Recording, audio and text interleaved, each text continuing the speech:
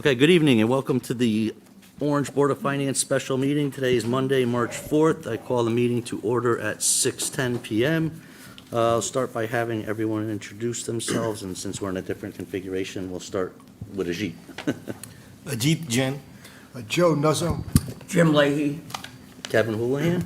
Kevin McNabola. Anna Mann. John Cifarelli, Finance Director. Okay. Neil Armstrong. Mary Ito, Director of Special Services. Evelyn Russo. Chris Koch, Business Manager. Mike Gray, Director of Business and Operations. Vince Scarpetti, Superintendent of Schools. Okay, thank you. Okay, item number 3 is public dialogue. I don't know if there's anyone who wants to address the board. None? We'll move on. Okay, item number 4, Orange Board of Education budget presentation. Dr. Scarpetti. Good evening, board members. Thanks for being here tonight. Was looking forward to this. I know we just introduced ourselves. Mr. Houlihan, do you mind if I introduce others? No, that are- please do. I would, but if I left somebody off, I No, would. I understand, and it's part of the presentation anyways, but with us tonight, we have our board chair, Mr. Bill Kraut. Let's see who else is there. We have Mr. Zyman, Ms. Riccio, Ms. Rodriguez, I see, Mrs. Hadlock. We have Ms. James, Mr. Scarenzi, Ms. Messina Mullen is back there. That's it. And we also have our building principals joining us, Dr. Arterberry, Ms. McNeil, Mrs. Lasto, and Ms. Watson. So I want to thank them, and again, as we continue with our presentation and begin, hopefully you've had the opportunity to read this letter. It's very short. I want to highlight one sentence where it says that our budget builds upon our foundation by supporting existing programs, fulfilling contractual obligations, and fostering an inclusive learning environment for all students. That's a big piece. We're here for all students, not some, and hopefully you'll see the through lines that we're exhibiting what our requests are in this budget.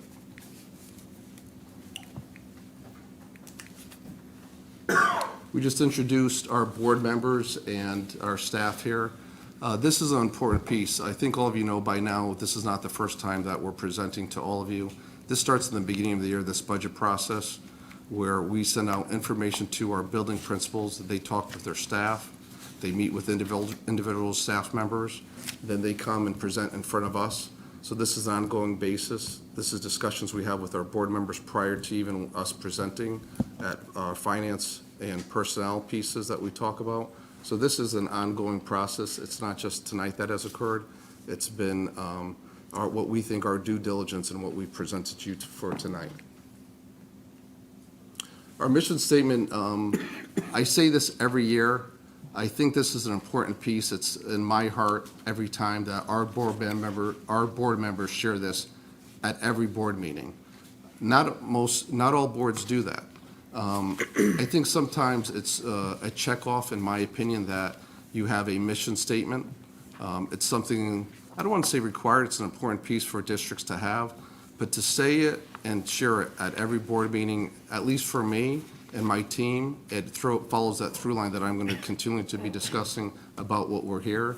And I want to thank all of you, the Board of Finance, Board of Selectmen, Mr. Zioli, for all their support, because we can't do it without all of you, and especially all our taxpayers. So we want to start off with some highlights of the current year. There's a slide that Mr. Leahy uses, at least since I've been here, doing less with more. There's elements through the years when we presented our budget, he would come up to me and say, Vince, you need to highlight things a little bit better as a feedback for me and my team. And so one thing that kind of was in back of my head to share is competitive grants. There's a lot of grants that are out there the past few years that districts were given. Others were competitive grants. Some we received and some we didn't. And we just want to highlight a few that actually impacted the budget in a powerful way, because you're going to see in certain line items that we haven't requested things because of these grants.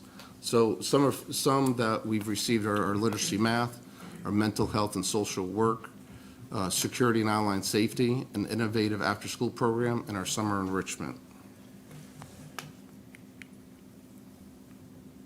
Here are the through lines that I will keep on mentioning. Our goals for this year is our resources to meet the needs of, again, I stress all students. That's where I talk about the PISC, the physical and intellectual and social and emotional needs of our students. We want to continue with best practices in teaching and learning, and that's our curriculum and our professional learning. Support students and staff success through technology and hardware, and maintain instructional program while responding to changing needs of students, and provide safe environments. Here's our enrollment history. One thing that I always like to point out is that at this time of the year when we present to you, we always end up with more students than we do at the beginning of the year. The only time that you'll see a difference is when it was COVID. We saw a lot of parents who wanted to homeschool their students at that time, which was their right to do so, but ever since that, you would always see, no matter when we would present at meetings here, it would be 1166, but by the end of the year, it would be 1236, and you could see a through line here of always increasing enrollment in our district. Also a reminder, this is just K through 6, this is not including our pre-K.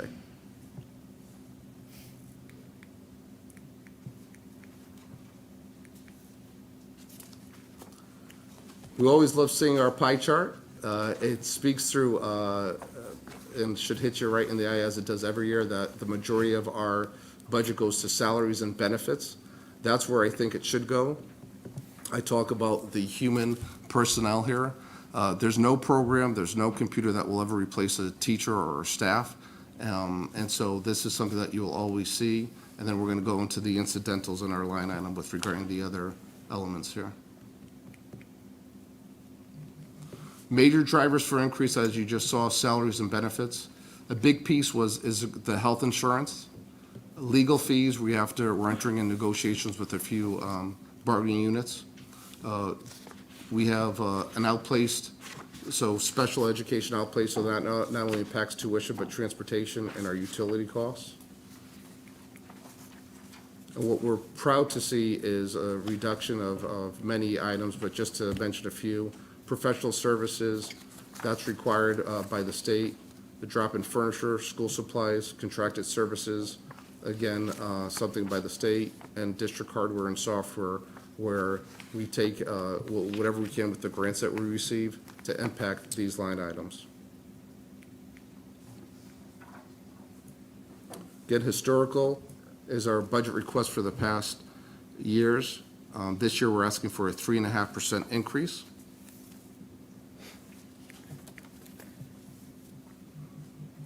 And in a moment, we're going to go into our line items, but here again is just a summary of our proposed budget that you'll take a quick glimpse of, but again, not to move past this quickly, but we will be going into details of our line item budget.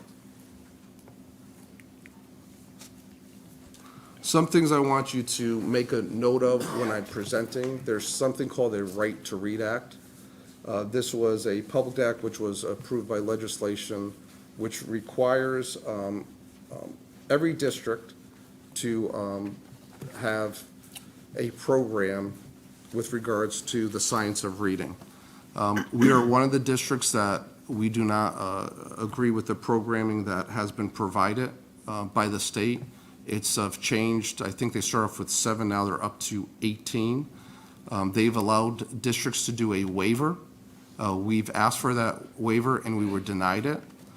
There's a lot of conjecture. There's a lot of districts fighting. We are one of them.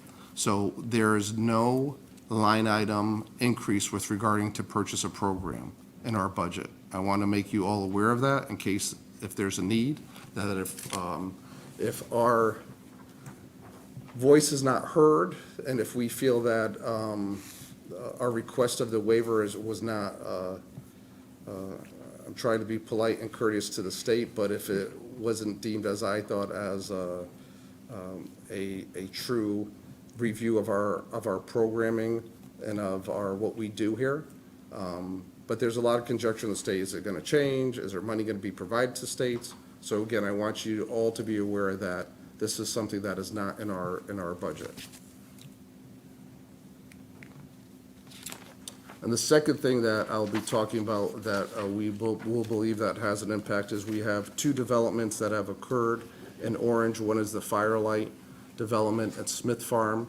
We are requesting additional teachers, one specifically for the school that these developments will have students attend.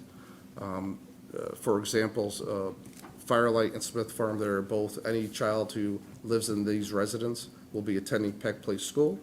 We've had about 6 or 7 students that have enrolled thus far from Smith Farm. We will see until Firelight opens up. So we're asking for not only increased enrollment at Racebrook School, but because of Peck's increased enrollment and what we're expecting this with regarding these two developments for additional teachers. So before I start discussing the line item budgets, is there anything that and Mr. Houlihan, that I could address before going on with the PowerPoint presentation? No. I'd like to ask a question, Vince, if I may. You mentioned competitive grants, and you and I talked about this the other day, and I'm really glad you highlighted that.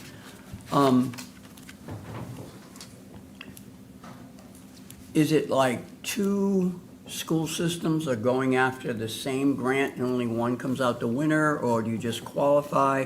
Or what, I guess, what's behind the word competitive, and how do you win? Because it looked like you had at least 5 up there that you've identified. So you may have heard a grant called ESSER, grants Yeah. that all districts were given, depending on the population of their school. Yep. Districts were given a variety of funds.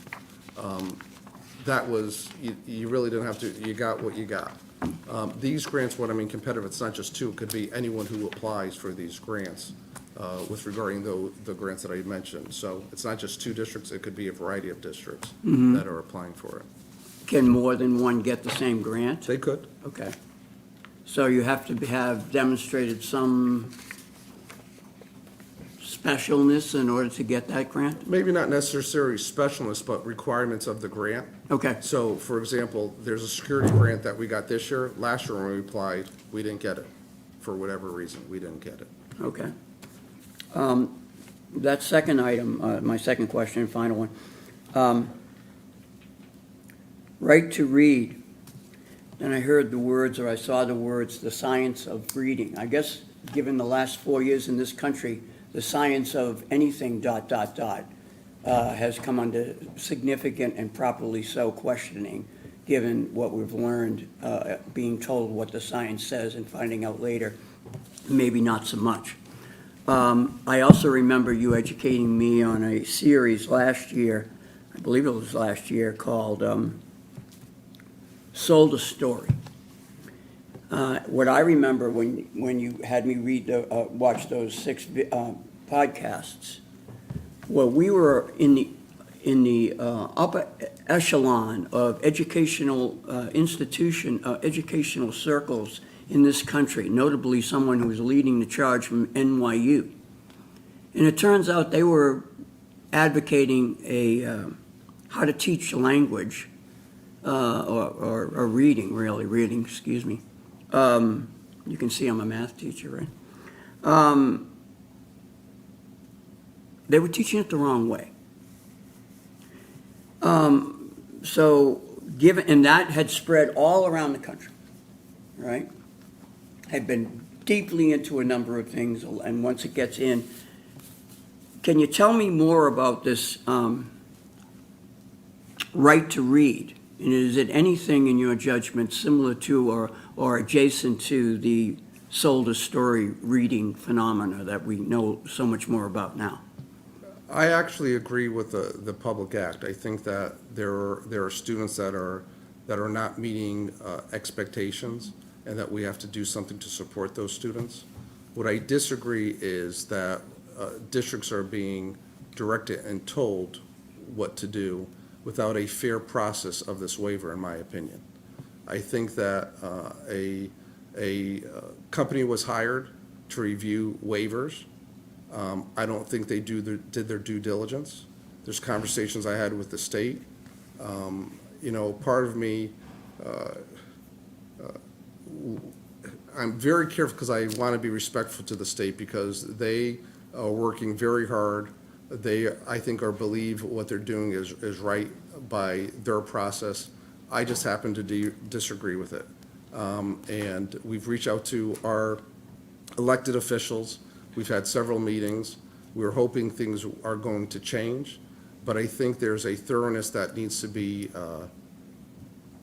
implemented for all schools, not just Orange, to actually see if what we are doing is not or is meeting, and again, we believe is meeting the science of reading.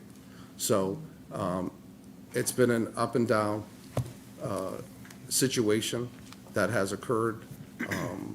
There's information that I've shared with my board members, and I'm going to be sharing more information that a representative spoke at the Cheshire Board of Ed recently, talking about hopefully implementing another evaluative piece. But then I just heard that's changed already since that conversation. So it's hard to say, but I do appreciate feedback, even if it's critical feedback. I don't think that the process that they've instilled, the state that is, was a thorough process when they hired this consulting firm to evaluate what we provided to them. Okay, I just wanted to get a sample of it, but regardless, there's nothing in this budget that would be able to cover it were it to come glomming down on top of you. Correct. Okay, thank you. I have a quick question, Dr. Scarpetti. Is there anything in here with regard to the kindergarten legislation, September 1st? There isn't. So what Dr. Mann is referencing is that they've changed the age of kindergarten. It used to be if the child turned by the age 5 by the following year of January 1. Now it's September 1st. So again, if you're 5 by September 1st, you're able to enter kindergarten. If you're 5 September 2nd, technically you are not allowed to enter kindergarten. However, there's wording in the Public Act that states that you are able to ask for a waiver. We've had about 16 or 17 families that have requested that waiver. I think, Dr. Mann, we are at a fortunate place because we have Mary L. Tracy School, where other districts and superintendents I've talked to, they have 3 or 4 elementary schools where it's very difficult to manage that, where they've actually done a transitional K, or they're paying parents. Our parents are being paid for that transitional program. So we are hoping, right now we have about 111 applicants of children that meet that age requirement and that additional 17, so it's about 111. Right now, I believe that anyone who's applied for that waiver and the assessment that we provided that student has passed. So there's nothing in our budget for that. Okay, thank you. Dr. Scarpetti, how many students would you have had if that act was not enacted? If you- That's an interesting question, because we could only project of what we know with our preschool, not with what but we're trying to find that information. I think some families, Mr. McNabola, are saying, hey, this is great because I don't want my kid to go anyways. Right. Where I think some families, it's impacting them because now it's an additional cost for them to continue them in preschool. Right, So, but I don't have that answer of how much that would actually impact. gotcha. And what was the figure you said, what was the cost impact of the Right to Read Act? It could vary depending on what program. It could be anywhere from, I think, $300,000 or upward. Wow, okay.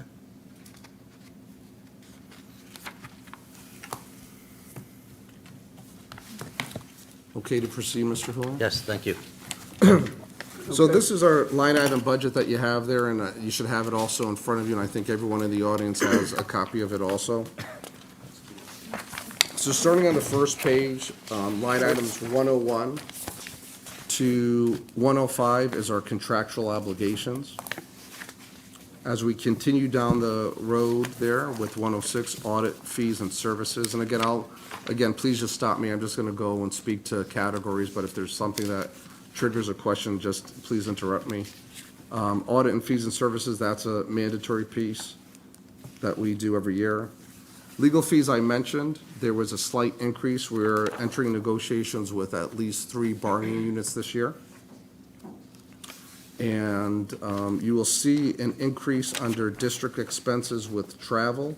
There was a mileage rate increase to 67 cents. You'll also see that in another category that I'll mention in a second, but everything else actually has remained flat that you see on this page.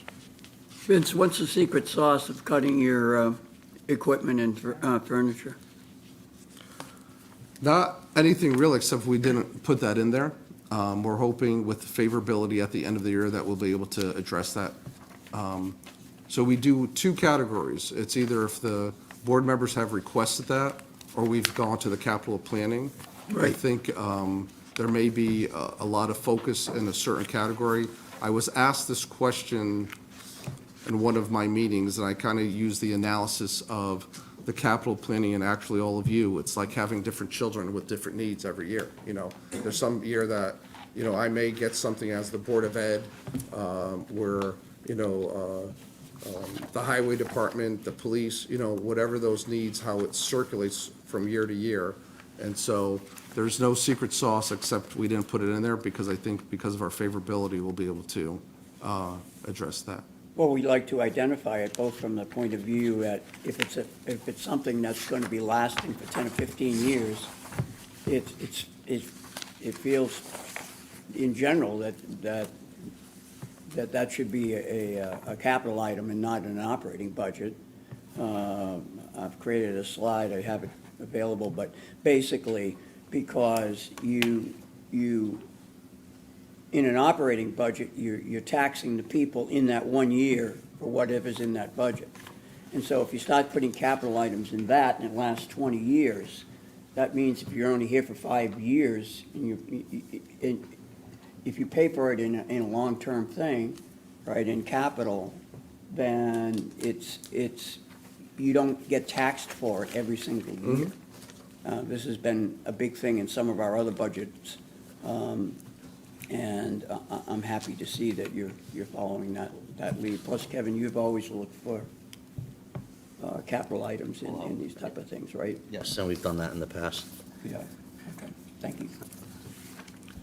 As we move on, this is my second page. It's curriculum and development. So if you could move forward. Do I have that? Or do you have that, Mr. Lane? I think you got it, Vince.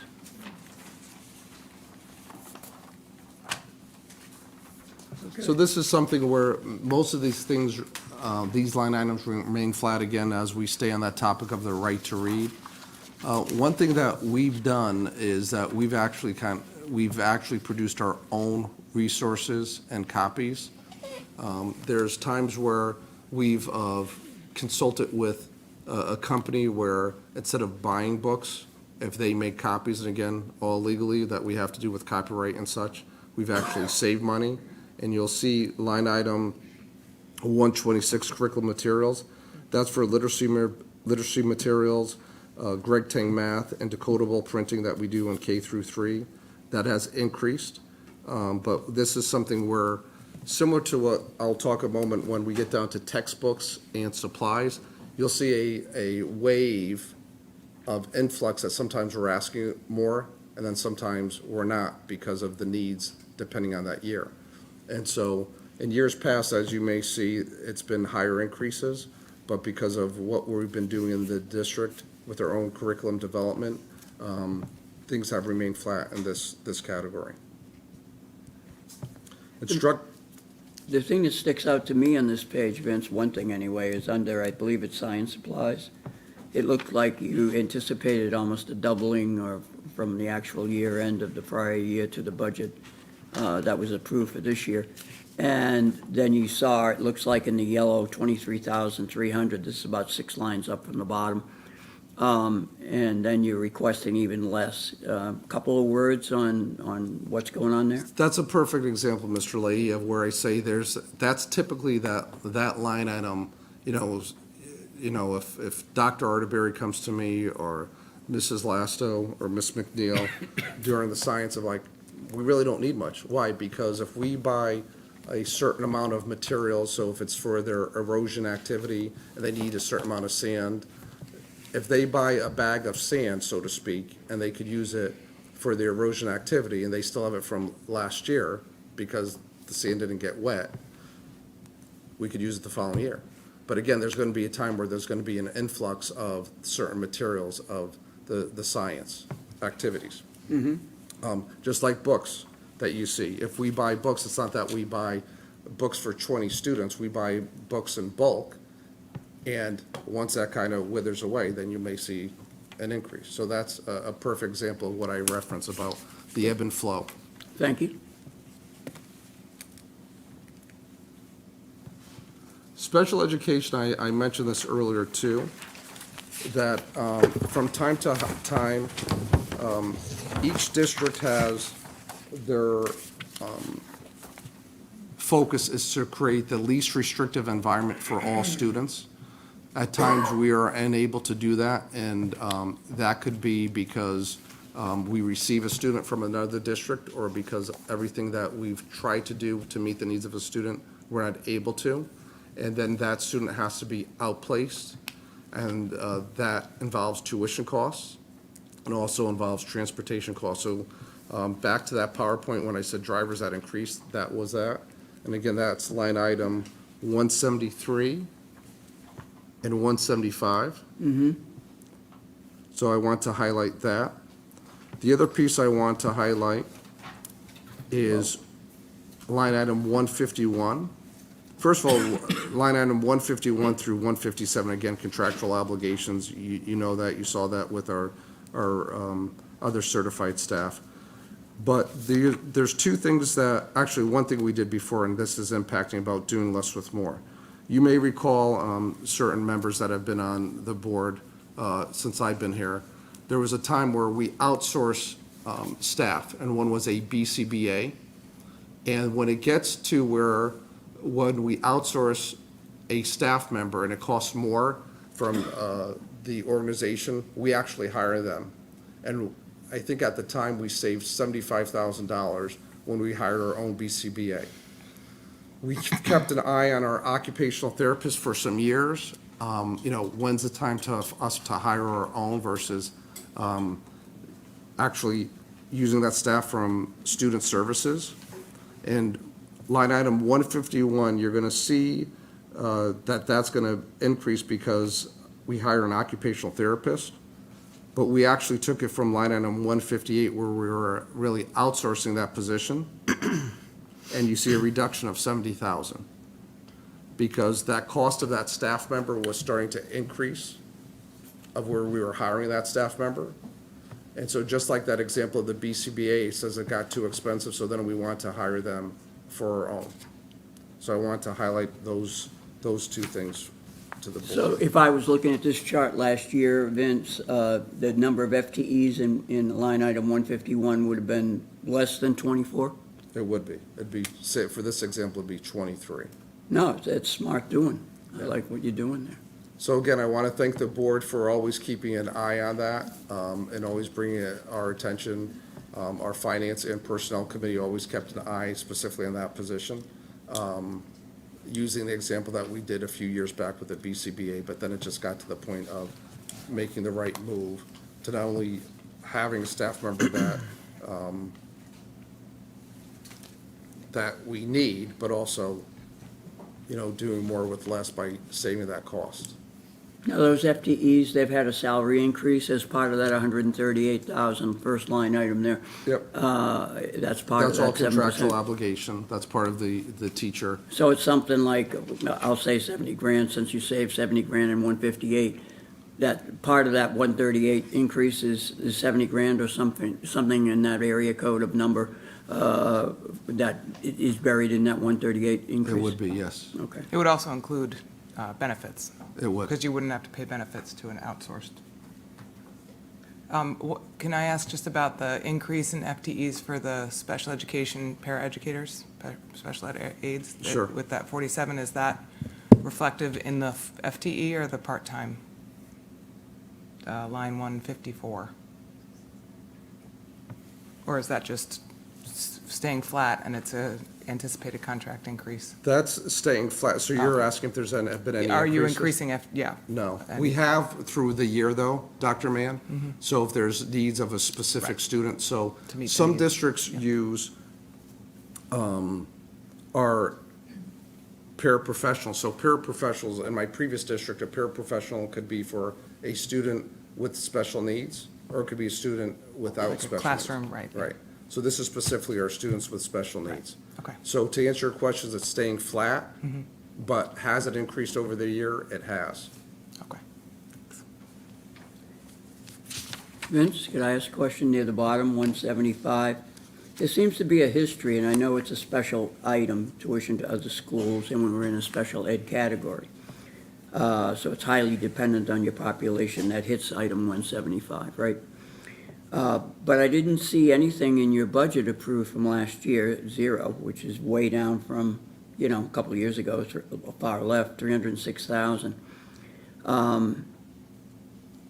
Is there a story over time to either understand or is it something that's so highly dependent in the population you get year to year? It's dependent on the population we're serving with the bus that's needed for any specific student.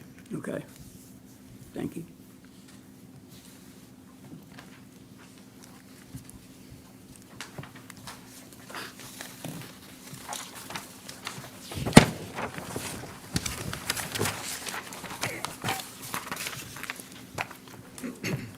So our technology, you won't see much difference again, taking advantage of favorability with regards to our district hardware. And again, we want to always look at favorability to, I think what you were saying earlier, Mr. Leahy, is if we could pay something in advance, we have, so we focused on our district hardware with regarding that with our Chromebooks. Our schools, security and safety. That talks about our cameras and software that we've purchased. And that triggers something. Mike, where's, with our, yeah, so that grant, but our school security monitors and officers, where's that line on it? Uncertified, just so, because I want to make sure that they're aware of what we're doing.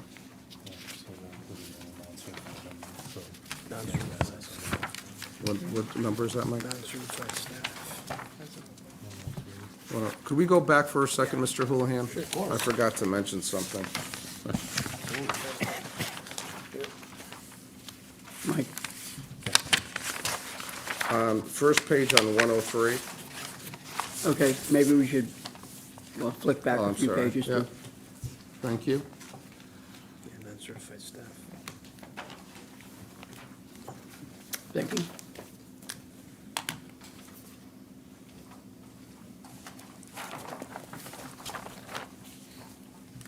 So non-certified staff. When we were just talking about security, it triggered, I just want to make sure all of you are aware of this. There's something called school security monitors and school security officers. We have both. After Sandy Hook occurred, my understanding is that the district hires school security monitors. Yes, there's training and such, but there was not any special training that has occurred. Since that, there's something called what we call school security officers, which districts are allowed to hire a retired police officer or state trooper in good standing in their district, and they're allowed to carry a weapon. We did that, and when we did that, we kept our school security monitors on. So again, school security officers, those are retired officers and police officers and state troopers. Our school security monitors is what we've always had. Out of our dedication and their dedication to us, we've kept our school security monitors on. And because over the years, some of them started to leave or retire. Two have left. We actually have one school security monitor left. And because of those two positions that have left, we are hiring a school security officer. It hasn't been highlighted, but I want to make sure all of you are aware, as I made my board aware of it too, that it's not an additional increase to the budget.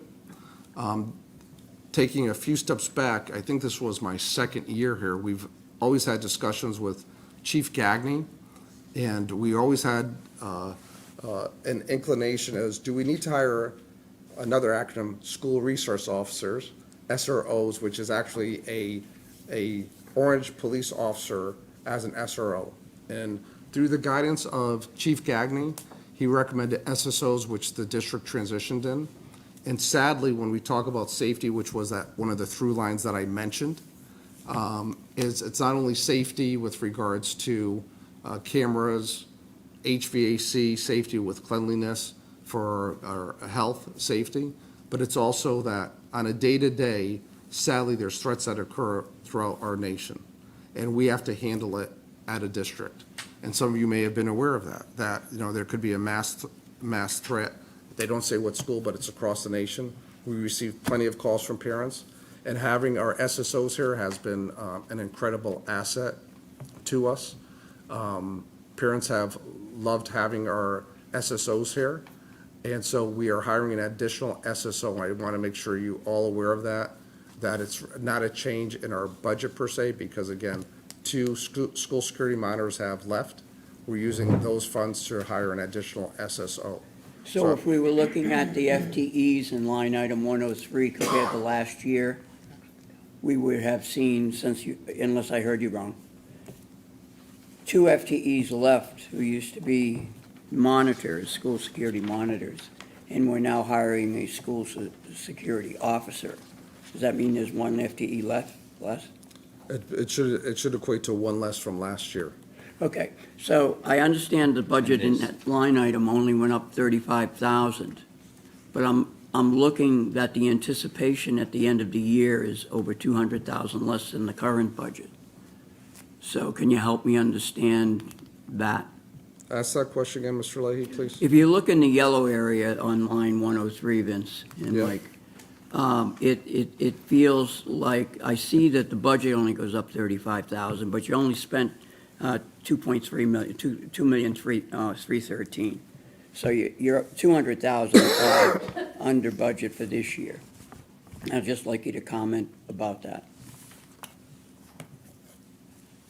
Because it seems like the budget, if you went from actuals, which would be the end of the year budget, it wouldn't be a $35,000 increase. It would be 260,000. I think with having, what I'm thinking, Mr. Leahy, is that with the headcount slightly lower because we have 5 security officers, now 1 security monitor, also staff replacement was at lower salaries than prior year. So at times when we hire staff, so this is not just, when we see non-certified staff, that's not just the SSOs or school security monitors, that's all non-certified staff.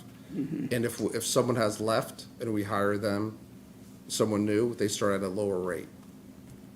And plus you have a vacancy factor. I was going to say, might Right. you Yeah, claim over that some period of time. savings Yeah. during that time? So your anticipated request, or your request is anticipating the increase in salary for an SSO, because the SSO will, if you're doing 2 monitors and just having 1 SSO, but then you're also going to be going into negotiations with a variety of bargaining units, which would also be reflected in that line, if they were non-certified bargaining units. Yes. Possibly. Okay. It looks like a large increase to me. I think it looks rather small, actually, going into It's a negotiations. 1.38%. No, but that's from Vince. The 1.38 is comparing the 25 in column F, is comparing the 25,44,758. So yes, the budget-to-budget increase is 1.38, it's $35,000. However, you got by this year, anticipated year end, you're not at the year end yet, but this is what I'm reading, is 2.3 million. And the difference between that number and the 2.579 million is approximately $265,000, which would be over a base of 2.25, it would be 8 or 9%. All I'm asking you is take another look at it, okay? All right.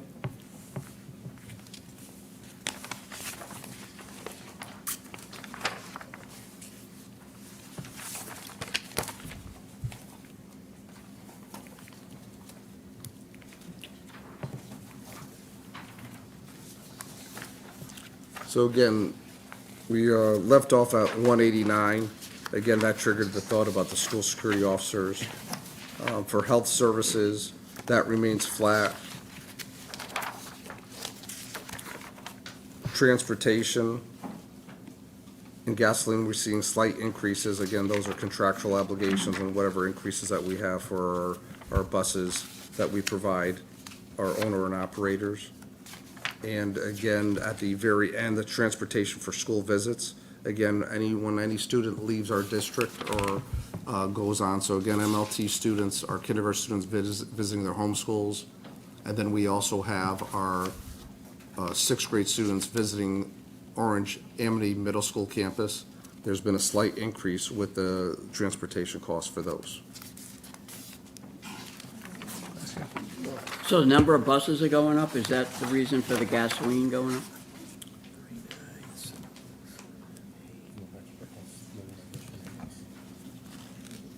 We have the same contract, John, for next year as this year? So the price is the same, so it must be volume. I just want to know how that went up 12%, 13%. I mean, you don't have to answer it right now, I just No, I want you think to take a peek Mr. at it. Gray was sharing it's the consortium price for the gas prices.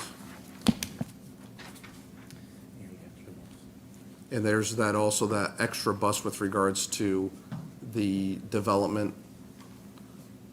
Now, we budgeted for the extra bus last year, right, Kev? We did. And that's why if you look, that the 871 that they're anticipating is Was lower lower. than we thought. Okay, But the bus was there, so. but it still went up 30.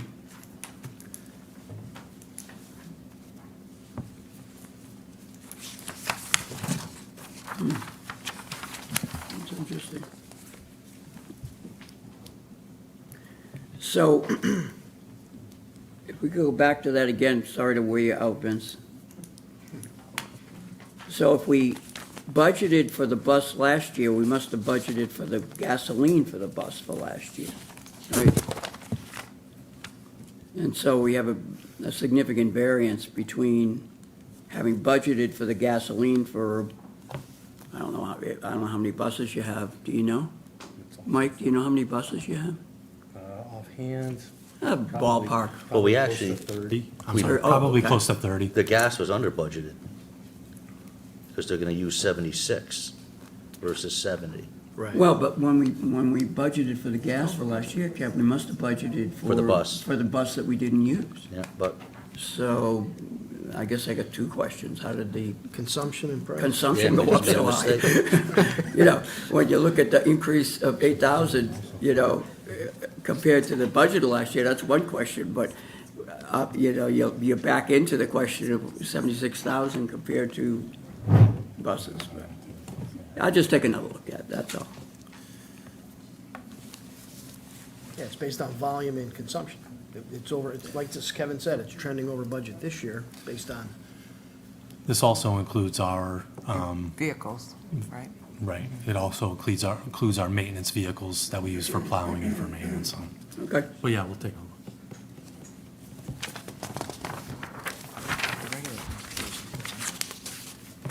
yeah, it's at 3%. It's just contract. Yeah. But I mean, the budget to actual this year. Yeah. So with facilities, starting off, again, custodial substitutes, custodial maintenance. Again, anytime a custodian's out, of course, we need subs. Most of things have remained flat or have reduced on this page. You will see one thing that we highlighted in the PowerPoint, that is a contracted services. There's been discussion about, it typically happens when unfortunately the hot days with regarding air conditioning. And so there's a feasibility study that we're going to be engaging with. We've talked about that at the last subcommittee meeting, and it's going to be brought to the board at the next month, where we have two vendors that have put a price forward to do a feasibility study. We put that in last year's budget, and this is why you see a large decrease with regards to line item 212, which is contracted services. And then, again, the utilities with the Board of Ed in all schools, again, those are rate increases. And then I wanted to highlight with regards to line item, no, I did already, I'm sorry. It was the rate increase, with the gas, heat, the line item 216 and others, those are the rate increases that have occurred. But again, the biggest decrease that you will see is, again, that has to do with a feasibility study that we're going to be engaging in with a vendor, hopefully very soon, with regarding our school and looking at central air for our buildings that don't have any air conditioning.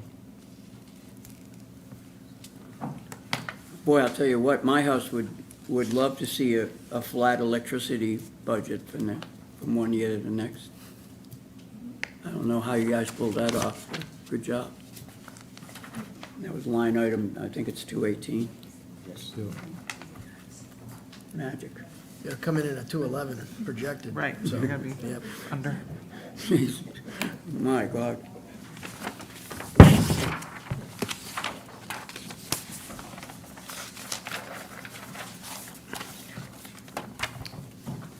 And lastly is, again, which is a main driver of the increase for our budget, is our insurance.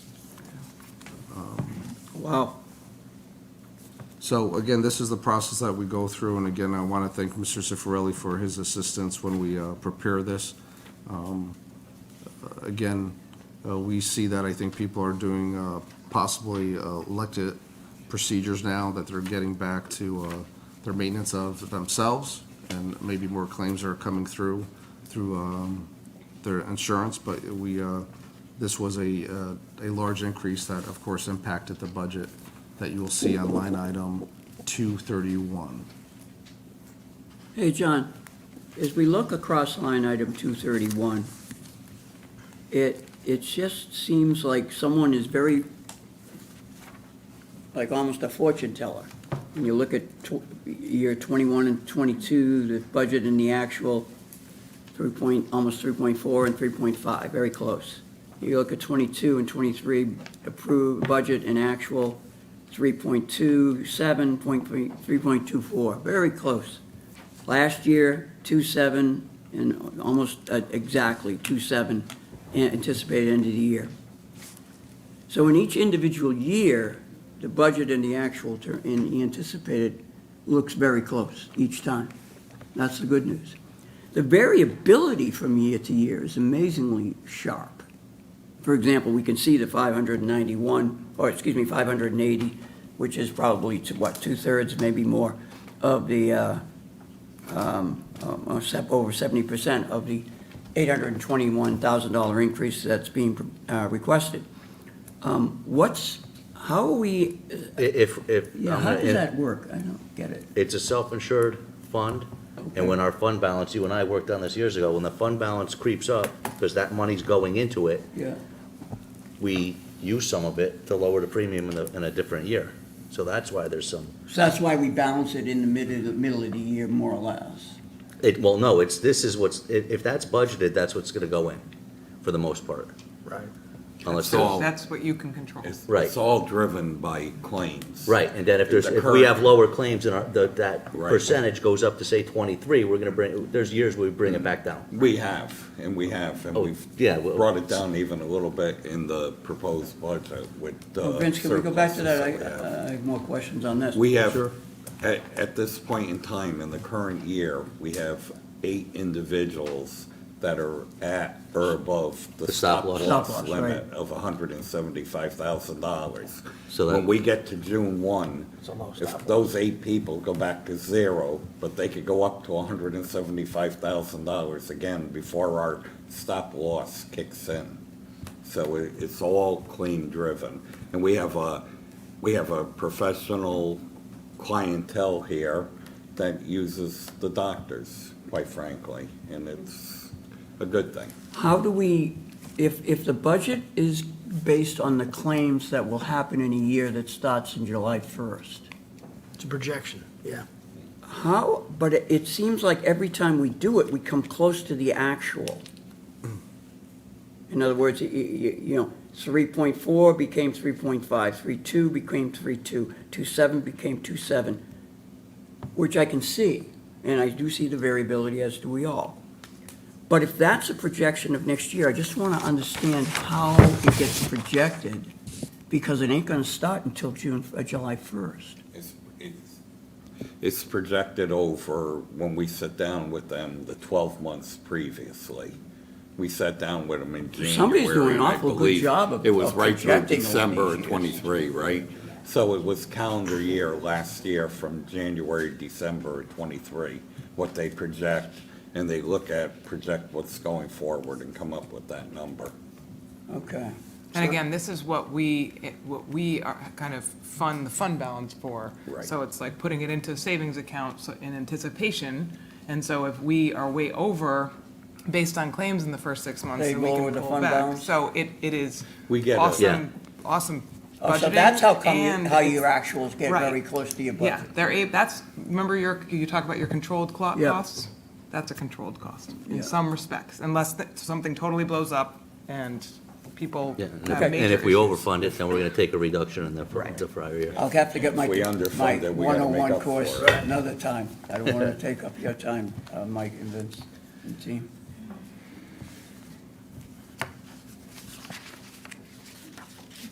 And if I could just compare that a little bit to, for example, the vacancies that, we were talking about before, about those line items back in the very beginning of the budget.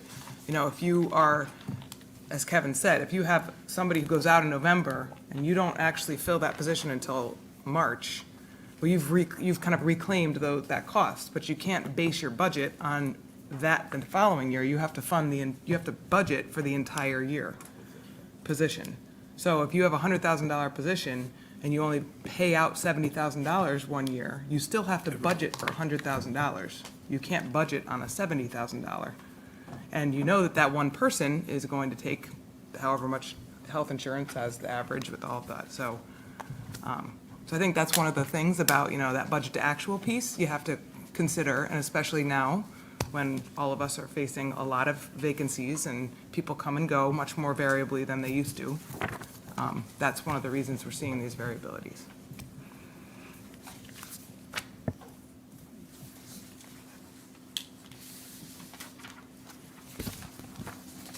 So just to reiterate, we are asking for a 3.5% increase this year. We continually want to thank you for your continued support, as you've always have supported us with this budget and when things have popped up afterwards. And I think, Mr. Leahy, you may want to share some additional slides that I think you may want to go over with enrollment numbers and such. There is one thing, but I think it should come after any other general questions Yeah, that the sure. board might have. Then I can show you that, yeah. Then there's one other piece I wanted to show you, an analysis that we've recently come up with, which I think would be educational for all our members. We're not quite sure what we're going to do with it yet either, but you might as well be aware of it. But let's just first clear the air on questions about the budget, I think would be first from a process perspective.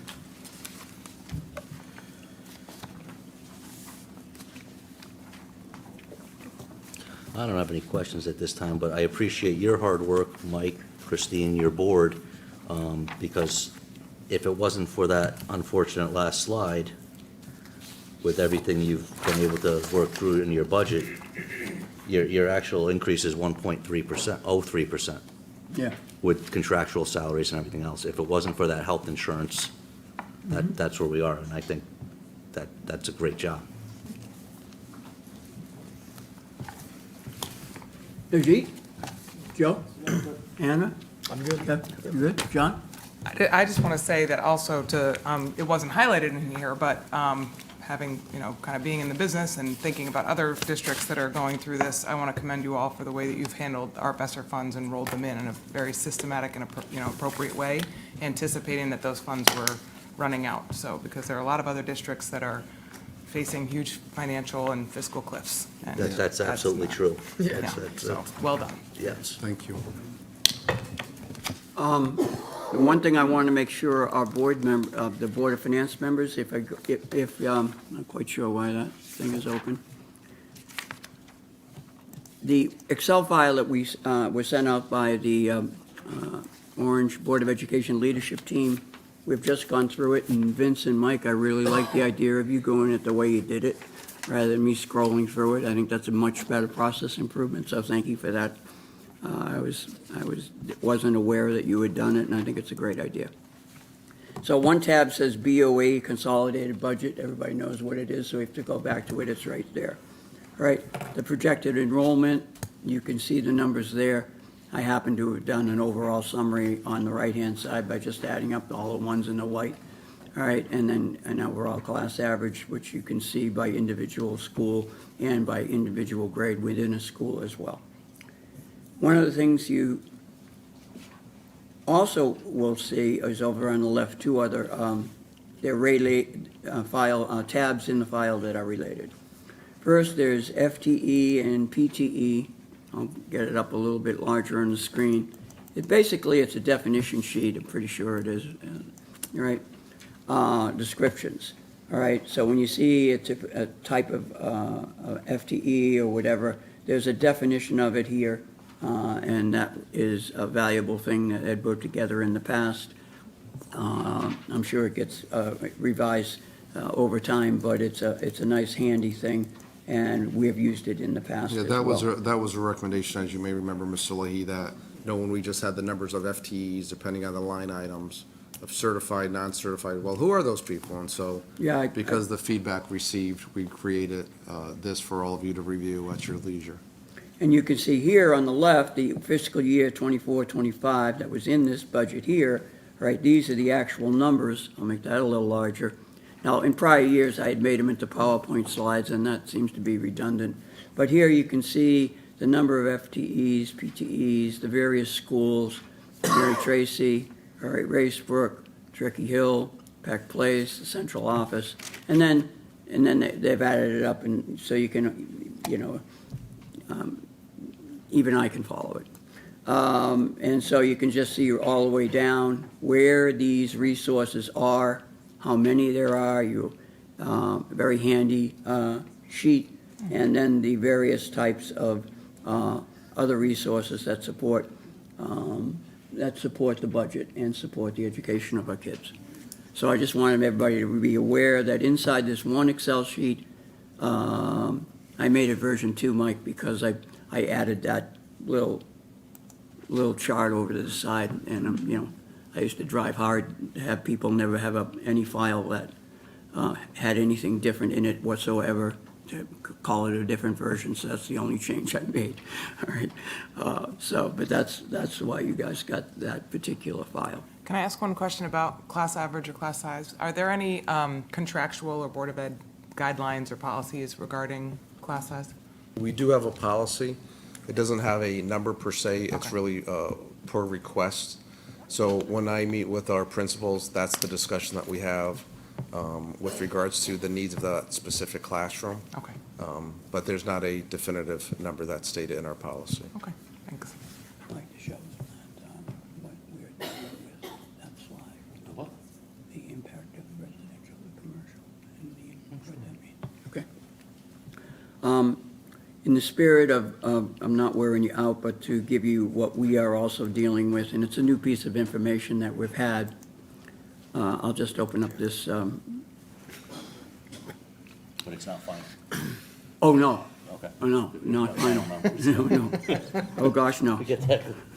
Now, what this is, all of us who live in Orange, we've got our new tax bills, right? And I'm going to give you an example real fast. Not a tax bill, assessment bill. The new Assessment, assessments. thank you. You're welcome. Here I am on the Board of Finance. And I just want to go, so there are some things here that are very important. And a particular thing is this, there has been a shift, which I'll try to at least give you a version of, my second version of this. So the numbers for the team, this will save us time later, because I was going to show them to you later. There's been a shift to those numbers because of more information John and I have gotten from the assessor's office.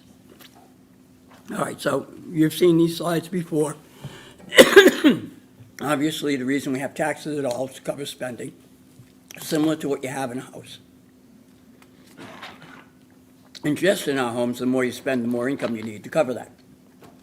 And then you've seen over the years, the slide on the lower right, that even small increases in spending have dramatic effects over a period of time, just like accumulated interest over a number of years. In Orange, our mill rate, whenever it comes out, is a major source, about 92, 93%, to cover all of our spending, all right? And then there's various types of things that we get our mill rate in our grand list that we tax. But anyway, the major ones are real estate, business, personal property, and motor vehicles, and that's a summary chart from last year, that box on the right. And the total of all those three is called the grand list. We have a tentative one for this year, but we know some things about it. So the role of the mill rate is to apply a tax rate on assets to cover this spending. Now, this is my house. It's the one I'm most familiar with. And so I got my new assessment, thank you, all right, from 214, last time I got one in 2018, and it became 288.7, an increase of 74,700, which was a 34.9% increase over the 214,000. You know, kind of good news and bad news. The value of the house has gone up significantly. Assets going up are a good thing to a homeowner's net worth. Now, we don't know exactly what everybody's taxes are going to be because there's a lot of variables, but one thing is definitely for sure, and that is taxes on this home and anybody else's home that went up a certain percentage. Your taxes will not be going up that percentage, all right? Now, one of the reasons I think people were kind of stunned and started thinking, oh my gosh, is I look back at my previous assessment in 2013, and you could see it didn't go up by much, right, 210. So when something goes up by a little, you don't get the impact of, my taxes are not going to go up that much. But when it goes up a lot, people start getting a little, whoa, you know. And so you can see my prior assessment only went up 1.7%, all right? So that's the first point I want to make. Second thing is, and this is new from last time I met with this board, the board, Orange Board of Finance. The average increase was not 33 as I presented to you the last time. It's 38%, okay, on all residential stuff in Orange. So this is a little bit of an update, but directionally in the same thing. So last time I was a little bit on the right-hand side of 33. Now I'm a little bit on the left-hand side of 33 at 34.8. Okay, that 495 Lambert Road, all right. So I will pay, on this one variable that impacts all the taxes, I will pay perhaps slightly less than the average residential bear, if you want to think of it that way, okay? But here's the most important one, all right? So remember, of all how we pay for our assets, most of it comes from property taxes, which is what the mill rate gets you to. But here's the big thing that we're dealing with now.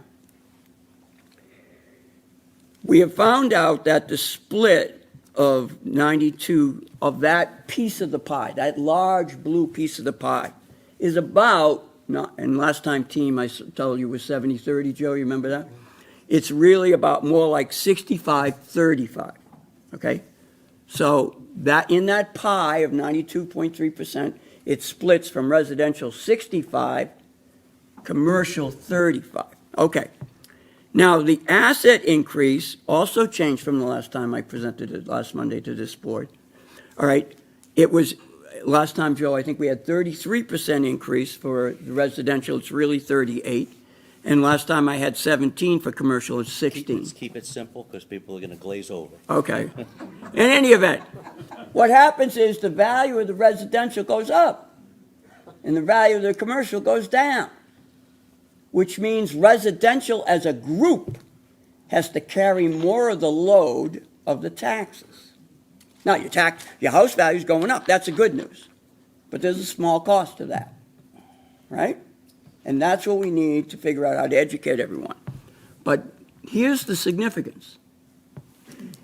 By itself, and that's what it goes up by on this one variable, the shift from residential going up more than commercial, it goes up 5.91%, which means this. Now, this slide is old, so forgive me. The bottom of the page I'll start with. The tax shift goes 5.91 over on the right-hand side. Maybe there's a little bit of a increase or decrease depending on where you are on that bell curve. But then the increase in the proposed budgets, whatever they turn out to be, and these are old numbers, so it isn't going to be 5.86, but it's certainly going to be more than zero, okay? If you pick a number 3, 3.5, 4, whatever it is, you have to add those up. And that would be, if nothing else got done, that would be your tax increase in residential on average because of the budgets and mostly because of the residential to commercial shift. Now, I'll let Kevin kind of suggest ways he's been thinking about how that might be modified or regulated. We haven't come up with recommendations, nor we have everybody on the same page, but we want to at least let you know that that shift is out there. Right. Kev? Yeah, no, it's premature because we don't know what the final grand list is yet. But, yeah, we would probably try, my suggestion, and we talked about it last week, would be to phase this in over 5 years because the hit's just too much. I think the bottom, to keep it simple, the 5.91 is if your taxes would go up 5.91% if we had a zero increase budget. That's right. So that's the starting point. And that's not acceptable to me. So we could phase in like we did years ago when we had this situation happen. I think, Kevin, what was that, 2008? 2000. Or somewhere around 7? 2007. Yeah. So, Yeah. but we'll see. That's our job. So I just want to let you guys know the stuff that we're dealing with, right? Please, thank you. Is that helpful, Billy? All right. Okay. I got some edits here, Joe. All right, where are we going next? Well, we're going to take a break so that they can leave if they want. Are we all set with I think so. Vince? I think so. Well, let's see what Okay. the agenda says. No, Hold we're on. good. Hold on, let's check out the No, agenda. I'm gonna That's why cut we you have off. them. Oh, we're going to do budget discussion. so- Yeah, oh yeah, no, we're not done, but Yeah. if everyone's done with Dr. Scarpetti, then thank you very much. Good. How are we doing on time? 7:17, not bad, Joe. Good. Yeah, make a motion for a 5-minute break? Sure, make a motion. All right, we're back at 7:25, and our next item on the agenda is budget discussion. Mr. Cifarelli. Some files of yours I want to open. I said I was gonna send you the grand list, and I got the grand list, but I only got part of it. I didn't get the credits that come as part of it for, like, we've had UI in the past, and the hotel up on Marshall Road, so there's no sense me sending it to you until I get that. Until you get that. Roger He told that. me he hopes to get it to me this week, so if I get it, I'll get it right out to you. I also have a Excel sheet with each of your houses on it, with your old assessment and your new assessment, and I'll be able to plug in what the mill rate would be just to collect the same amount of taxes that we collected in the current year, and what it would be if, kind of what we do with the budget now, whatever we do. Right, not excluding a 5-year phase-in. Right. We'll leave that up. Right.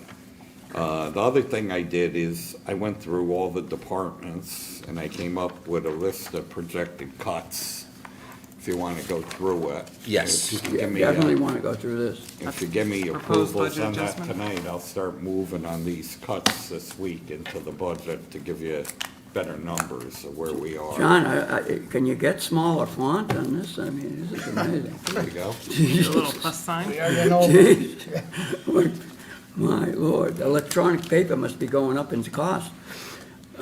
Trying to save the trees. Yeah. So I did go through every department, looked at some of the things, found a couple of spots where we needed to go up. I think one of them was, I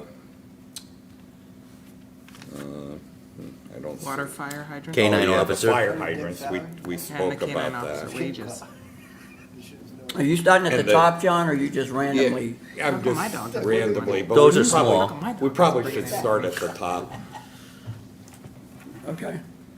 If don't have to anybody go- has any problems with any of these cuts, let's talk about it and decide. No, all the first ones all the way up to Conservation Commission, because we knew that was an error, Yeah. they That included was an that. error, Yeah. yep. The 5,000 I took out of audit services, I got the new numbers from Michelle. The Board of Selectmen has approved the new year, 3-year contract. Where, with them, where are so we, we're- John, I'm just trying 21,103. The second one. to. Okay. Oh, it's in Board of Finance. Temporary salary, Okay. Board of Finance, all that amount is in our budgets. All Deb's secretarial work for all the different departments are in our budget, so I took that out of there. Building inspector mileage, I thought we could cut that 500. Conservation, that was an error on my part when we talked about it. Paul and I sat down and looked at his technology budget. There was a duplicate on the 6720, and we thought we could take 5,000 out of technical services. Pension board, again, I took that 500 out because it's all sitting in her account in my department. Tax collector, that was where Mr. Hurley was asking for another person for half a year because his assistant tax collector is leaving. First selectman and I talked about that. We sliced that in half. That was a quick one. And then And the office upgrades. and all the office upgrades all came out. Yeah. All that came out. That's a good plan. Town hall, telephone, I looked at that account. We haven't been spending the money that is in it, so I thought we could cut that by a couple of thousand.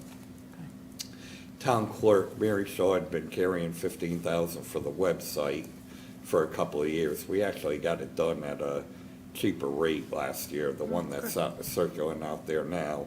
So she doesn't need that right now, and in the future, I think we're gonna put that in the IT budget. Right. Yep. That makes sense. Yeah. We get to police, training, I took 5,000 out because I took the 4 police officers he's asking for out. I figure with the 4 police officers coming out, he doesn't have to pay the state for their training.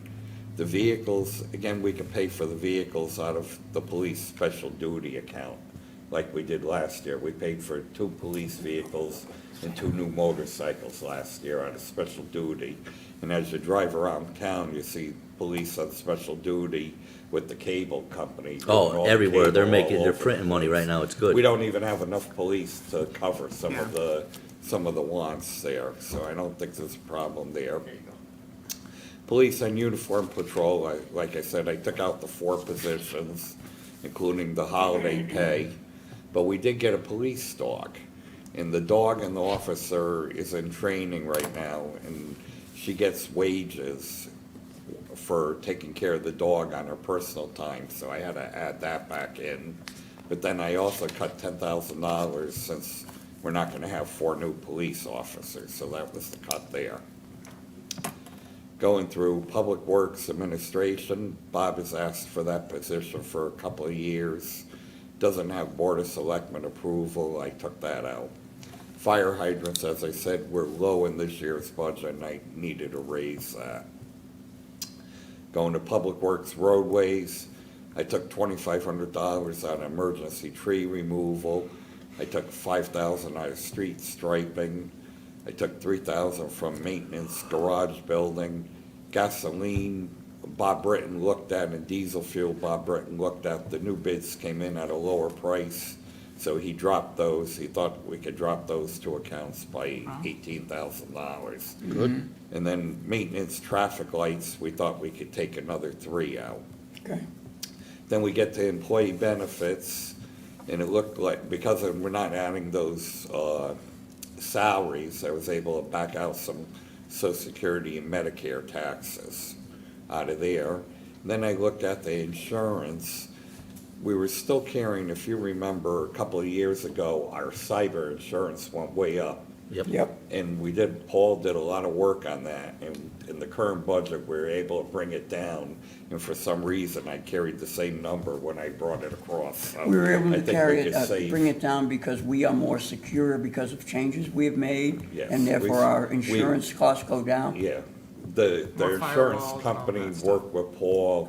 We brought in some better firewalls. Yep. We're actually doing, the Board of Selectmen through SCROG, which is the Regional Council of Governments for here, through the state of Connecticut, has hired a company to come in, and if you want to test your firewalls and all that IT, it's a 3-year contract. It's about $18,000 a year. Board of Selectmen with Paul thought it was something to do, and we've hired them, and they'll be doing that, and hopefully that'll help keep our security down.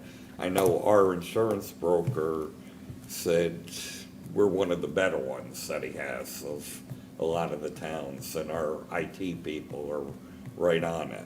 And it's difficult because we're connected with the school here too. Right. So we got our internet connection is actually over here. Our lines run from town hall over to here. So whatever we do at town hall, we have to make sure they do over here also.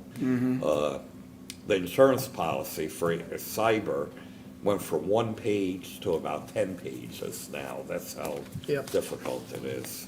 Who's the insurance switch on? Is that with USI or is it with HD Seeger? Seeger is the broker. Yeah, okay. I'm not sure who the actual The insurance carrier is. is? Yeah. Travelers is our workman comp Yep. people. Okay. So those are my proposed cuts. If you agree with them, I'll start moving them into the budget. If you want to take something out, Well, it's up John, to you. I think you've got a great set here myself. I don't know. John, what does the 884 equate to when you reduce it? Oh, that's where I'm going right now, Kevin. You- Oh, okay, good. Roger that. We have a budget summary here, so we could John will, do the official, but we can come up with a pretty good number here in a minute. So, Johnny, I'm gonna take subtotal town budget, right? I'm just gonna write that number, 884, right? 410. 410, thank you. We can barely see it. Well, I can barely see it. You're Between the correct. size of the font and the dark over here. Yeah, well, let me just do this. Let me get- I do have to go back and reproof that. Oh, no, this is, we're thing, just gonna come get grenade Yeah. close, Kevin, Johnny. So if this, I'm gonna call this 31 cuts, all right, because that's the number of cuts there were. All right, and so that would mean that our overall, as of this moment in time, all right, we would have this number over here, right? And that would mean that rather than having that 9, right? Yeah. That would mean we would be over last year's adopted budget, right? Keep it fair, team. Joe, keep it fair. We're still high, 5.8. but that's the number, right? Okay. So these are the things we could say, I'm just gonna say, right? I don't know, put it in the middle, put it here. O3-04, right? 24 OBOF, right? Meeting, or something like that. Okay. So we know that we kind of, those had something to do with it, right? So we can do that. So we'll just center that and put a box around it. So this is would be a ballpark, Kev, right, of where we would be here, okay? And if that were a new number, I think I have the old thing open, right? Yeah, the residential to commercial spending, summing up. I don't have the damn numbers. How do I not have, oh, here I have them there. Okay, so were that to happen in Excel, I'll just copy this number, right? And then just paste it in the other Excel chart over here. And I'll paste it as a value in case something's screwed up. I don't know why it would be, but I don't want to trace it. Okay, so now we would be down to this. That number's not right. That number's not right. It would be an increase, I need the old budget, right, Kev? I don't know how I got that. Where did I get that from? It's typed in. Oh, I typed it in. Okay, so why don't I right now just go get the old budget? So I'll just go to your Excel chart, Johnny, and I'll just say last year's total budget, I think you have it down in the box in the bottom, right? All right, so does everyone agree with John's sheet? Yeah, it looked good. Good work, John. Yeah, we got more I to do. go. Yeah, we got more, but this is a start, so Yeah. nobody has an issue with this? I have no issue with it. Okay. So John, that's good, thank you. While he's doing that, we can start Okay. moving on, because Please do, Kev. we're gonna have to run out Yep. to next door if you don't careful. So John, on the other two printouts you gave us, one is the fund balance projection. Can I say And one this other doesn't thing? have the If- MB cuts If either, anybody Joe. else sees any other cuts that they think, Oh, yeah. if you send them to me, Yeah. I'll look at them and we could discuss them next time and I could tell you if I agree with them or don't agree with them. Yep. Okay, just for highlights in case you guys ever get this file. This is the old Amity increase, so I'm just gonna highlight that in yellow. And then I'll highlight this statement in yellow. So John, on the fund balance,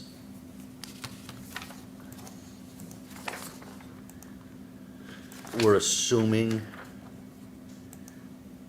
the 1.9 that we had from the audit report and then another 400, so 2.3 for OV&A? Yes. That would be my guess, the 400 when June 30th comes around again. So you're looking at another another one of these, Kev, fund balance one? Yep. All right, thank you. By the way, I have this in case we want to do some What I- sensitivity analysis. What I assume We have there it in Excel. also is that at June 30th, when the audit's done again next year, will increase by 900,000. That might be conservative, but I figured the 700 from Amity. So you're talking about this current year we're in right now, Right, that we should have a $900,000 surplus? right. I would say 700 from Amity and 200 Yeah. from the rest of the budget. Where's the 700 from Amity coming Well, so from? at this point, That's the money, that's the money they're reducing our they're not payment. charging us, Right, essentially. We're like right. at 2 Our months. It's that high again? It was 715,000. Well, they have- no, March no. 1st. Kev, they had. Oh, that was last year? Last Oh, yeah, year. yeah, I'm sorry. Yeah, I'm thinking I of the always do current that. year, okay. Yeah. All right, so that's, okay. So that's good. So then I put in the 400, I think we're gonna lose OV&A again this year. Okay. Plus what we've already lost brings me down to that 17,188. And then I just threw in $1.5 million as a transfer to capital. So that would pretty much be our fund balance at June 30th, 224. And then to the right there, I put what the percentage would be of each of the year's budgets. So when we start having people say we want to spend money for capital, like we learned on February 2nd, right, at the all-day meeting, and the roads, right, and other things, right, it would come out of this 15,688, if that's the right number, but that's No. where. No, it'd come out of the It capital. would come out of the right? capital, not, this is fund balance. This is fund It will not balance. come out of there. Well, do we move money from fund balance to capital? That's what he's He's saying. the proposing of 1.5. 1.5 Oh, to take out. Okay, Johnny, where are you, and is that on a separate sheet, John? It's right No, there. It's right there. 1.5 million in red. Line 25. Oh, okay. Yeah. So what does the capital account have in it at this point? We got another sheet for that, Oh, okay. So it currently has 1,093,000, yes. if that's right, and then we put another 1.5 in? So we're gonna, No, that's the American Rescue Plan. Oh, so I don't have the capital. Oh, you know what? I did it late. I sent it to Jim. I didn't give you guys copies. Okay. My Is this fault. it, Johnny? Yeah, could you make that bigger, Sure. please? Just want to make sure it's the right one. So if you go down the bottom though, a little bit. So we started on Not sure July why we had all 1. the space. On July 1, we had 3.2 million. That's the audit number. Since then, we've made payments of 1,157,000, and we have encumbrances for payments to come of 800,000. So if that all comes tried and true, we'd have 1,289,000 in there right now. In To the capital. good. You could be used. And then you have another 1.5 you're Yeah, then we suggesting we bring transfer the in. If you 1.5 over. vote to do that. to And then move the other money. thing is if Mark can do it, or you, is we have Smith Farm Road, we have Firelight. Those aren't online fully yet on our taxes, right? What else do we have going on, like up Marshall or anything up there? There's gonna be a storage building up on Marshall Road. There's gonna be a gas station. Oh, yeah, the convenience EV vehicle store, place? yeah. Because But I what I'm also- looking at is as a possibility, because I think we did this back in the UI day, because this is gonna be a tough year. And we don't wanna kill people. And we certainly don't wanna kill our departments more than we have to here. That's my opinion. Everyone can say you're crazy, but, you know, possibly taking part of fund balance, because we know we're gonna have these things on our we're gonna have this tax revenue next year, and just kinda bridging it, and we've done that before. I know, Almost I like- think, Yeah, Kevin, we yeah, did it we've done that before. Forward payment a little bit. Right, like, we know if there's no, it's not we're just taking it and spending it and, okay, Gone. but next year, we're gonna have another 600,000, because we have this, and this. Coming online, yeah. And I think we did it with the UI, because we knew we were getting another 20% as they were building up, you know, because of their tax abatement one year, because that was Right, during so COVID. if we maybe. can anticipate how much that, or like Right, ballpark, what's a new? little more than a ballpark, let's say. The one thing I caution you on though, and I know next week on the Board of Selectmen's agenda, they're gonna agree to sign a contract to fix the library air conditioning. That's gonna be 100,000. That's gonna be Okay. coming to you guys. It's gonna come out of capital. Capital. Right. The other thing I would caution you on, when you think about how our general fund balance is high, you also have this thing sitting out there with Dr. Scarpetti on the reading. That could be Yeah. 300,000 to 500,000. Right. It's- So you may have to fund that out of there. I would And just anticipate it won't be that much. Yeah. It'll be maybe two, if they had to do wholesale change. But I just want to keep it, whatever Right, the yeah. number is, I just want to keep it in your mind. And we also have a plug. And what's the downside if he turns around, in his wisdom and the board's wisdom, for not adopting this, and doesn't do it? Then what happens? So the only thing who knows exactly how the state could work, but, so he was kind of talking about the, competitive grants versus non-competitive grants. There are other monies that the state gives school districts, Title I money, Title II money. So they might say, if you're not complying with mandates of the state, then they would hold back Those are all gone. certain monies. I mean, I don't think it'd be all gone, and like, they can't hold back, like, special education money, that's a federal, they have to do that. But, there could be, some ramifications to that, but that's like going down a rabbit hole that nobody has said that. But that's with any mandate, right? Like, what happens if you don't comply with a mandate? Who knows? There are no mandate police, but, Because I thought Cheshire got approved for their waiver, right? Or am I wrong? so No, there are very few districts that got fully approved. Some of them were, they weren't, the demographic reference group that we are all in. They're lower demographic reference groups. But then there was this partial, and then there was like a kind of a partial, and then there was you didn't get approved. And so Orange was one of many that didn't get approved. Most of them didn't, or got like maybe a little bit approved. But it's more like Dr. Scarpetti was talking about. He takes exception more to the process of the approval, so that's what these districts are kind of fighting. I think at the very least, what will happen is that they will push it again. This was actually in the 22 legislation that was for 23. Originally, it was for June of 2023, or July of 2023, you had to adopt this. Then some of us asked for a one-year extension, which we got without any questions asked. And then all the waivers were supposed to be in last spring so that they could tell you by July of 2023 if you got the waiver or not. The waiver results didn't come out until December or January. So by effect of them not being able to process the waivers, it's really like right now they're out of compliance because they don't have the waiver and they didn't buy a thing. So I think that the legislation is going back into session, and they're gonna be talking about a lot of these unfunded, there are a gazillion unfunded mandates. So, I actually noticed that they didn't. Yeah, she's in the school and you're a finance director too, so we know. You're So both like, yeah, this is tough. there'll be some It's bad. changes. However, So I would be surprised if they came back to us and said, we need, $500,000 to put a reading program in, especially for a town this size. But maybe they're gonna need to roll in like one grade or, and like roll it up. They might do something like that. I think it's good advice to just have it in the back of our minds. But I Yeah. would not say it would be more than 200,000. I mean, the budget I put in is not over 175,000, and Brookfield's larger than Orange. So there you go.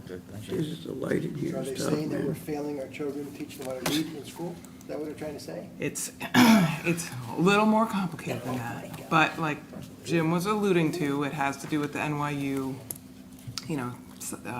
Teachers College focus, which was more holistic rather than specific. It really comes down to you need a balance, right? Like you need to encourage kids to read and you need to teach them the fundamentals of reading. And John? we tend to, in our country, go wholesale one way or wholesale another, rather than just going right down the middle. Johnny, one thing, and Kevin and team, I just did not a what if, because I think we just kind of said we're kind of feeling pretty good about the 31 cuts for the 884, which will mean that this number here, okay, which I'll make, I don't know, some other color, all right, is no longer valid for the 84,797 at the bottom. So the new number at the bottom, if I got the numbers right, and I'm pretty sure I do, is that this number is, it's 1.576 less, so this one's subtracted off of that, okay? So when we're looking at things like, when we're looking at what our ratios are, it would not be the 84,787, Kev. It'll be a lower number. It'll be a lower number, and we have not put any of the reductions in Amity into that, I do not believe. All right, maybe John has already done that. It's there. And- The Amity, if you look at the summary sheet, the Amity number's there, the number that they dealt with Originally last week. gave? No. Oh, the new updated number. one, okay. The 3.86. Yeah. which has an impact to us. We have more than 11 minutes to either wrap this meeting up Yeah, or you're right. or go to You're right. town hall, so That's good. it's up to everybody. that. Do we have anything else? The one other thing you gotta keep in mind also is that flood project up on Oh, Derby yeah. Milford Road. I talked to Mr. Britton today. They think it's gonna be estimated somewhere around $2 million. They're trying to get a state grant for it. They may get a grant for some of it, all of it, or none of it. Where is it, Johnny? Which one? Up off of Derby Milford Road. Is that one of those flooding things again? Yeah, and with the like it or not stuff, if that's 2 million, we're not paying cash for it. We're gonna have to Right, go we're out not and the- bond. Yeah, Yeah. you're right. And maybe add some other things into it, whether people want to or not. And we're on TV, so call my cell phone in an hour and start yelling at me. We're gonna have to do it. I mean, you just can't pay cash for all this stuff. It's a lot. I mean, if it was ARPA funds and we had it, that's great. That's I what the believe- government wanted to help us with. The way the bonding goes, that's your board and the Board of Selectmen. Right. That's correct. All right, so we got a lot to talk about, because that also brings us back into the phase-in. Yeah. right? Because we're Proposing talking about how much can we, yeah. Johnny, could you educate me a little bit? I have both of these files now, and you've mentioned that we have put, let's see, where's that 1.5 million? We didn't put it in there yet. We haven't put it in there, but And if you- you did, Yeah, you And this can't is do for- that, you can't do that tonight because we haven't put that on the agenda. It's not on, to the agenda. vote We on can't do that. anything with that, no. Right. okay, I'm trying to understand it, okay? So for right now, it's nothing to get decided, but if we did do this, this is what the number said. Right. And we If you have take not that said, If you take that number out, put a 0 there now, all your percentages would change. I'm aware. And John, we probably have a little bit of play too with the general fund revenue for this current year. The numbers look very favorable so far through the first half of the year. Well, I did my own little projection Yep. where the budget is, and I put, I think, 1.2 million out of the general fund to help balance this year's budget, to try and smooth it off. In And addition once- to the million you just cut. In addition to the million I Right. just cut, but I don't want to present it to you until I have Yeah. a good grand list number. Correct. To be Right. able to Understood. give you good, hard numbers. Yeah, okay. So if we were to put paving a number on the right-hand chart, on I guess that's the capital, if we were, that would have to be something that comes out of the fund balance, or what do we got here? Yeah, because we only have 1.2 there for all capital. Right. For everything that was We need presented to to us. replenish the capital. That's all we have. So you would, if we did it, we'd be moving the 1.5 over to this sheet? Over to the right. Yes. Over to the Yes. right sheet. All right, so this is a good way of looking at it, actually, when we do it together. And I took the 1.5 because that's the number you've used for the Give me a minute, last 2 Jeff, or 3 okay. years. Yeah. All right. If I may, show you something different, okay? I did a fair amount of work since, with John's help. So just one quick. I just have, go ahead, Joe. Go ahead. Yeah. And just one thing, that OV&A loss is bothersome to me, bothersome to me. As a corporation, if it's a corporation board, that would, I understand the issues, but that's a serious loss. $2 million, and they're still losing 400,000 year-to-date, I mean, that's not good, guys. Something's wrong here, someone's has to make a decision here. So that's all Well, they I'm saying. brought in different directors And and, I've heard because that. it got blown up and other things, so I know, I don't know what to do, but that's serious. Yeah, you kind of like We'll to close see, it. kind of like to see the long-term sustainability plan, right? That's what you're looking for. Well, we've had them in a few times. If I could, people on this board and have been talking about looking back over the 5 years. Kevin, I'm hearing your voice for sure. So what I did a couple of steps, and I'm working on others. I'd be happy to have other people be involved. But basically, I took all the data from those sheets that you were carrying, Kev. Yeah. Yeah. The audit, you mean? Yeah. Yep. And I got them from John, okay? I put them into Excel, all right? Revenues and expenditures, all right? I identified high variance categories by year, okay? And on both, all right? So let me show you what they look like. Here's an example, all right? And so what I took from the budget was, so you can see the revenue categories.